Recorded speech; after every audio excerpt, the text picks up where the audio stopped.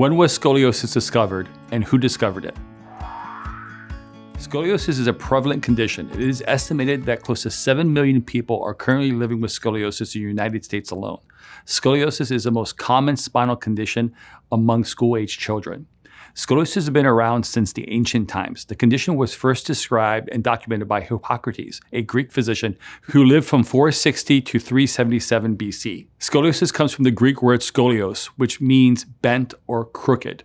Scoliosis means an unnatural sideways bending and rotating spinal curvature has developed in this person's spine. The Cobb angle measurement is known as the gold standard of diagnosing and assessing scoliosis. This angle was achieved or developed by Dr. J.R. Cobb in 1948.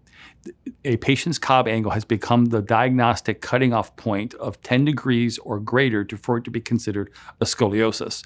The Cobb angle is determined during an X-ray by drawing lines from the topmost tilted vertebra to the bottommost tilted vertebra and expressing this angle in degrees.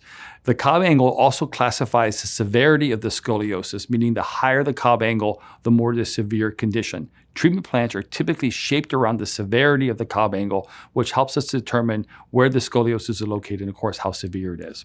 We know scoliosis can become a relatively severe condition because it is progressive. It is its very nature to worsen over time.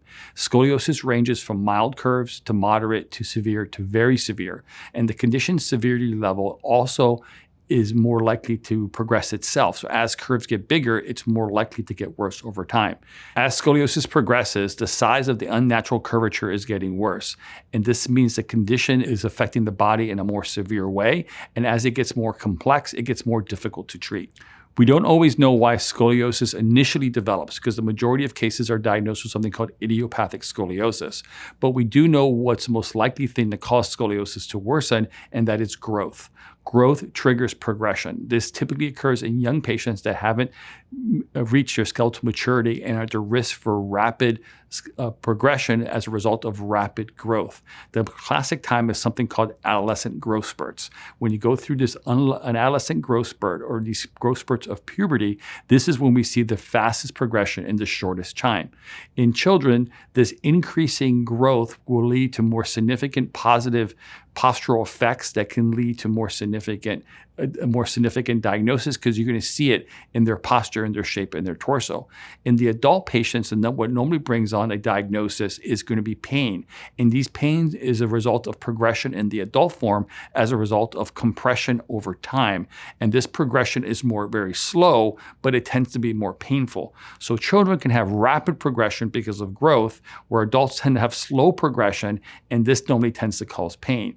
Despite whatever age group you're in, being an adolescent or the adult form, we know it's progressive, but it's also highly treatable. We learned a lot about the condition since ancient times, and the success of modern conservative scoliosis treatment shows that many patients of scoliosis can be reduced without the need of invasive surgery. And by reducing the scoliosis, we can improve the shape of the torso, reduce the size of curve, improve patients' pain, and improve their function so they can live a long and healthy life.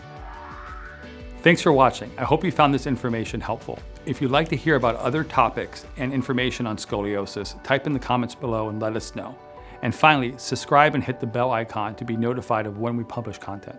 Thanks.